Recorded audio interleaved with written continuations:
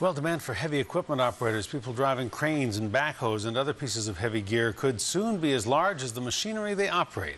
Premier Christy Clark's 10-year jobs plan expects 1 million new positions will open in the heavy equipment sector.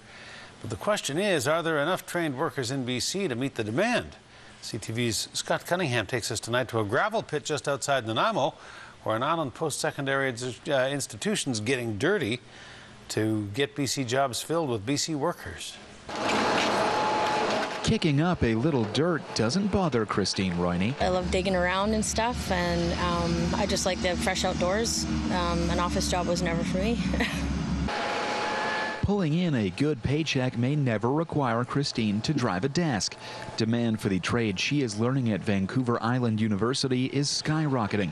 With large-scale coal projects and shipbuilding contracts landing on the West Coast, the heavy equipment student has a few hundred horsepower and the world at her fingertips.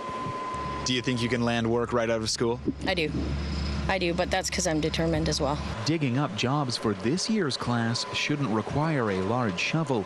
In a statement from VIU, the school said last spring 100% of its students were snapped up in less than a week of graduating. And the Clark government says demand has grown.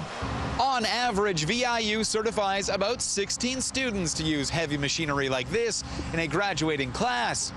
If need in the province expands, the school says they're ready to do the same. We can only sustain what our pit and our area can actually handle, but we're willing to take on, as many students as we possibly can. Instructor Will Van Doorn says demand is at a new high, and the school will do its best to keep up. But not everyone is convinced the support is there to keep BC jobs staffed by BC workers. I'm not satisfied the government will make the financial commitment. My belief is that this is another one of Christy Clark's great promises and visions with no substance behind it. BC's Minister of Jobs was quick to fire back.